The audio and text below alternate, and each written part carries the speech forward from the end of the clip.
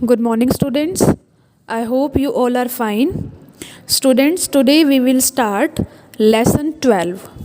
Name of the lesson is Electric Current and its Effects. Okay तो इस chapter में हम इलेक्ट्रिक करंट रीड करेंगे। आपको पता है ये इलेक्ट्रिक करंट क्या होता है? Electric current is the flow of electric charges, मतलब जब इलेक्ट्रिक चार्जेस का फ्लो होता है। ओके और इलेक्ट्रिक करंट की हेल्प से ही जो हमारे बल्ब हैं, रेफ्रिजरेटर हैं, टीवी हैं, उससे मतलब काम करते हैं। क्योंकि जब उनमें इलेक्ट्रिक करंट आता है तभी वो स्टार्ट होते हैं, तभी वो ऑन होते हैं। ओके तो हम इस चैप्टर में इलेक्ट्रिक करंट और उसके इफ़ेक्ट्स के बारे में रीड करेंगे। So let's start and listen carefully. It is impossible to imagine a world without electricity. Electricity plays a very vital role in our life. As soon as we press the switch of a bulb, it starts glowing. We use electric current in many ways. The weather is too hot. The reason is that once we switch on an electric appliance, electricity starts flowing through the wires. Most of our household and office appliances like fans, heaters, coolers, refrigerators, computers run on electricity. Electricity actually is the movement of charges through a body, and the flow of electric charges is called electric current. The unit of current is ampere. An electric current has electric energy. This electric energy gets converted into light and heat energy when the current flows through an electric bulb. तो आप सब जानते ही हैं कि हमारे लिए electricity बहुत ज़्यादा ज़रूरी होती है। इलेक्ट्रिसिटी हमारी लाइफ में बहुत इंपॉर्टेंट रोल प्ले करती है। ओके जैसे ही आप बल्ब का स्विच ऑन करते हैं तो बल्ब ग्लो करना शुरू कर देता है, इट स्टार्ट ग्लोइंग। तो वो ग्लो कैसे करता है? क्योंकि उसमें इलेक्ट्रिक करंट आ जाता है। ओके तो अब इलेक्ट्रिसिटी जो है वो बहुत सारे अप्लाइंसेस में यूज़ की जाती है, मतलब जो हम घरों में अप्लाइंसेस यूज़ करते हैं, जो ऑफिस में यूज़ करते हैं, लाइक फैंस, हीटर्स, कूलर्स, ये सभी कैसे चलते हैं? ये सभी इलेक्ट्रिसिटी से ही चलते हैं। तो इलेक्ट्रिसिटी होता क्या है? Electricity is the movement of charges through a body. जब चार्जेस का मूवमेंट होता है किसी बॉडी में, जैसे बल्ब है, जब उसमें मूवमेंट होता है चार्जेस का तभी वो ग्लो करता है। ओके जब उसमें इलेक्ट्रिसिटी आती है। And the flow of electric charge is called electric current. और जो ये इलेक्ट्रिक चार्जेस का फ्लो होता है जिससे कोई भी चीज़ ग्लो करती है तो उसे हम क्या बोलते हैं? Electric current. The unit of current is ampere. जो करंट की यूनिट जो होती है वो एम्पियर होती है। ओके और इलेक्ट्रिक करंट में इलेक्ट्रिक एनर्जी होती है, और इलेक्ट्रिक एनर्जी लाइट में और हीट एनर्जी में कन्वर्ट हो जाती है जब इलेक्ट्रिक बल्ब ग्लो करता है। जब इलेक्ट्रिक बल्ब मतलब ग्लो करेगा तो उसमें जो एनर्जी होती है, जो इलेक्ट्रिक एनर्जी होती है, वो लाइट में कन्वर्ट हो जाती है और हीट एनर्जी में कन्वर्ट हो जाती है।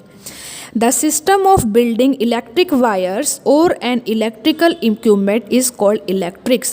मतलब जब बहुत सारी इलेक्ट्रिक वायर्स का एक सिस्टम बनाया जाता है, एक इलेक्ट्रिकल इक्विपमेंट बनाया जाता है, तो हम उसे इलेक्ट्रिक्स कहते हैं। Activity 1, make an electric circuit. Electric circuit कैसे बना सकते हैं? Take a dry cell, a torch and 2 connecting wires. Now connect the torch bulb to the cell through the given wires. The electric bulb lights up because an electric current flows from the positive terminal of the cell through the wires and the bulb to the negative terminal of the cell. Perform this activity carefully.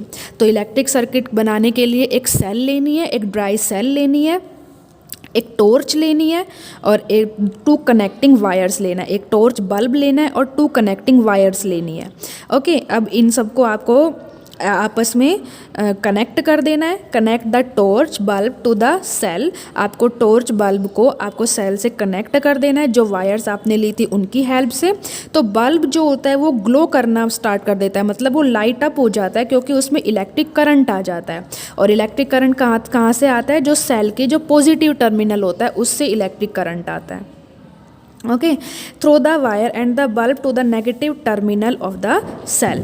तो bulb glows when the circuit is closed. जब circuit पूरा close होता है तो bulb जो होता है वो ग्लो करता है। Bulb does not glow if the circuit is open. Bulb जो होता है वो ग्लो नहीं करेगा अगर सर्किट ओपन होगा। ओके सर्किट पूरी तरह से क्लोज होना चाहिए। Components of an electric circuit, electric circuit में क्या क्या कंपोनेंट्स होते हैं। And electric circuit has the following essential components, the cell और battery. You have learned about an electric bulb and electric cell in the previous class. आपने पहले class में भी इलेक्ट्रिक बल्ब और इलेक्ट्रिक सेल के बारे में पढ़ा होगा। Like electric cell has two terminals, one positive and other negative, which are shown on two sides of the cell. Electric cell में दो टर्मिनल होते हैं, एक पॉजिटिव टर्मिनल होता है, एक नेगेटिव टर्मिनल होता है। ओके, एक पॉजिटिव टर्मिनल, एक नेगेटिव टर्मिनल। ओके, जो दो इलेक्ट्रिक सेल के दोनों साइड्स में होता है। The positive terminal of the first cell is connected to the negative terminal of the second cell and so on. जो पॉजिटिव टर्मिनल का जो पॉजिटिव टर्मिनल होता है जो सेल का, उसको negative terminal of second cell से हम कनेक्ट करते हैं। ऐसे ही जो सेकंड का पॉजिटिव होगा उसे थर्ड के नेगेटिव से कनेक्ट करेंगे। Such a combination of two or more cells is known as battery. तो जब हम ऐसे कॉम्बिनेशन, जब दो या दो से ज़्यादा सेल्स को आपस में इस तरह से कनेक्ट कर देते हैं तो क्या बन जाती है, battery. You must have seen the batteries use in car and inverter. आपने कार में, इन्वर्टर में जो बैटरी यूज़ की जाती है वो आपने देखी भी होगी। Which have a large number of cells in series, जिसमें बहुत सारी सेल्स आपस में सीरीज में जुड़ी होती हैं। They are rechargeable and provide heavy current and are large in size and expensive. वो रिचार्जेबल होती है, मतलब हम उन्हें फिर से रिचार्ज कर सकते हैं, और ये बहुत ज़्यादा हैवी करंट प्रोवाइड करती हैं, बहुत साइज़ में लार्ज होती हैं और बहुत ज़्यादा एक्सपेंसिव भी होती हैं।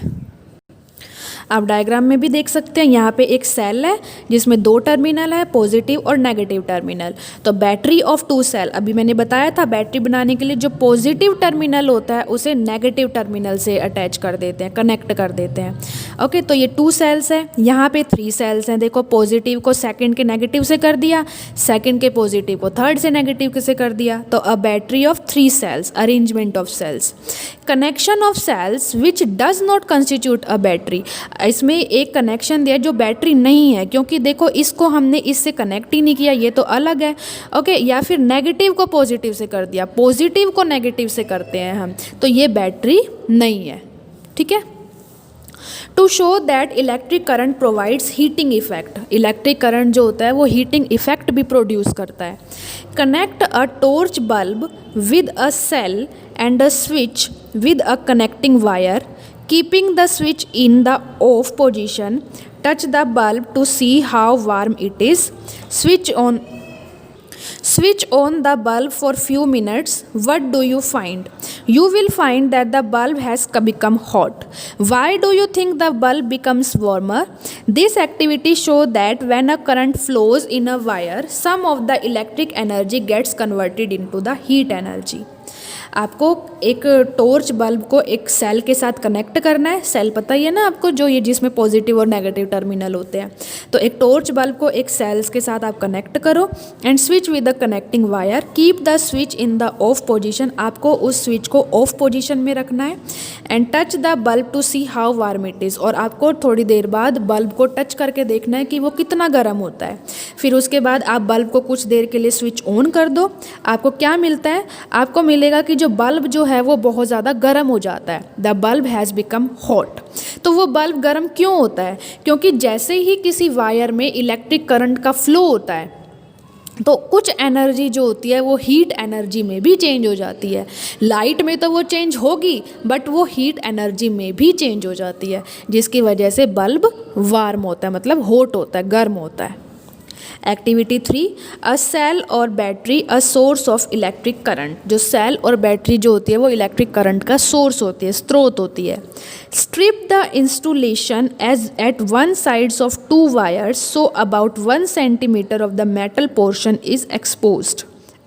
Connect a torch bulb across a dry cell and observe the brightness of the bulb. Connect the negative end of the cell to the threaded portion of the bulb with one of the wires. Connect the positive end of the cell to the bottom portion of the bulb and with the second piece of wire. After some time, you will observe the brightness of bulb. Connect the same torch bulb to this arrangement with two dry cells. What difference do you observe in the brightness of the bulb? Now you will observe that the bulb glows more brightly. तो आपको दो wires लेनी है, okay, और आपको उसे दोनों को एक 1 सेंटीमीटर मेटल पोर्शन से आपको उन्हें कनेक्ट करना है। आपको उसके बीच में एक टॉर्च बल्ब भी रखना है और एक ड्राई सेल भी रखनी है, और आपको फिर उस बल्ब को ऑन करके देखना है। तो आप देख सकते हैं कि बल्ब की ब्राइटनेस आप देख सकते हैं। अब आपको connect the negative end of the cell to the threaded portion of the bulb. अब आपको जो नेगेटिव एंड जो है सेल का, उसे एक थ्रेड की हेल्प से बल्ब से आपको कनेक्ट करना है, टू और एक वायर की हेल्प से, ओके। और जो पॉजिटिव एंड है उसको आपको सेल से करना है, सेल से कनेक्ट करना है। तो थोड़े टाइम बाद आप देखते हैं कि बल्ब जो होता है वो ग्लो करना स्टार्ट कर देता है, ओके। तो इससे हमें क्या पता चलता है कि जो सेकंड केस जो होता है जिसमें हमने नेगेटिव और पॉजिटिव टर्मिनल को कनेक्ट किया, उसमें बल्ब जो होता है वो ज़्यादा ब्राइटली ग्लो करता है। You will observe that the bulb glow more brightly. जो बल्ब जो होती है वो ज़्यादा ब्राइटली ग्लो करता है, okay. The switch, all of us has seen an electrical switch. आप सब ने स्विच देखे होंगे, देखो डायग्राम में भी दिखाए गए हैं। But do not know what is the actual use of a switch and how does it work. तो लेकिन आपको ये नहीं पता होगा कि स्विच का एक्चुअल यूज़ क्या होता है, या फिर वो काम कैसे करता है, कैसे वर्क करता है। A device which is use to join parts of a circuit. जो स्विच जो होता है एक डिवाइस होता है जो कि सर्किट का ही एक जो सर्किट को ही ज्वाइन करने के लिए हेल्प करता है। If you disconnect one of the wires from the cell or break, bulb does not glow. अगर आप सेल की एक वायर को हटा देते हैं या फिर तोड़ देते हैं तो बल्ब ग्लो नहीं करता। This is because the path of the current is now obstructed. क्योंकि जो करंट का जो पाथ है वो अगर वायर ही नहीं होगी तो करंट कैसे जाएगा बल्ब तक। The most common switch is for connecting or disconnected and electric current. The circuit now broken is said to be open. तो जब वो सर्किट ब्रोक हो जाता है, टूट जाता है, तो हम उसे ओपन सर्किट कहते हैं। You use a switch also called a की टू पुट ऑन और ऑफ अ लाइट और अ फैन। आप स्विच का यूज़ भी करते होंगे लाइट को ऑन ऑफ करने के लिए या फ़ैन को ऑन ऑफ करने के लिए।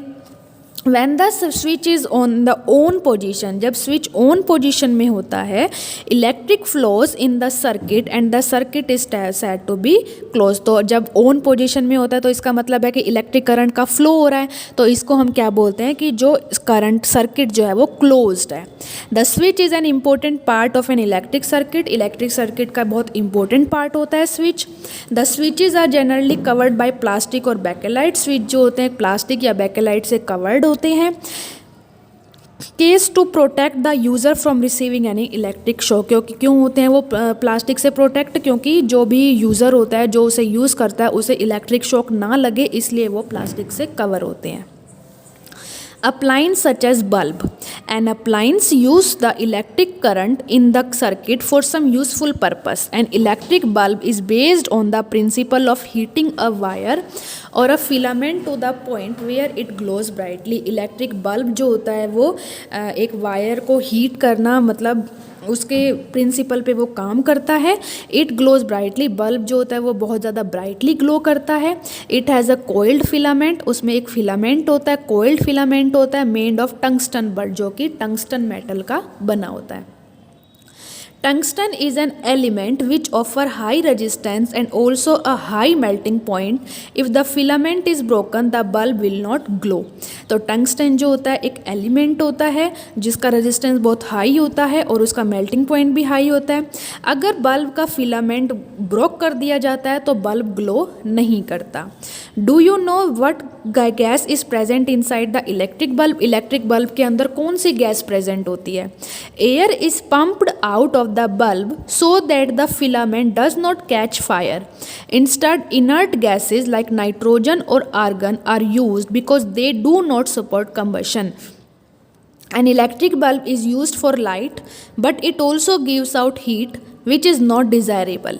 Electric bulbs are nowadays being replaced by tube lights or compact fluorescent lamps (CFL). Before buying bulbs, CFL or electric appliances should be checked for the ISI mark. Okay, तो जो electric bulb होती है उसमें nitrogen और argon gas का use किया जाता है क्योंकि वो कंबशन को सपोर्ट नहीं करती। ओके, इलेक्ट्रिक बल्ब जो होता है वो हमें हीट लाइट भी देता है और वो हमें हीट भी देता है। आजकल इलेक्ट्रिक बल्ब की जगह पे ट्यूबलाइट्स का यूज़ किया जाता है, CFL का यूज़ किया जाता है। ओके, तो CFL और इलेक्ट्रिक अप्लायंस को ख़रीदने से पहले उन पे हमें ISI मार्क को चेक कर लेना चाहिए।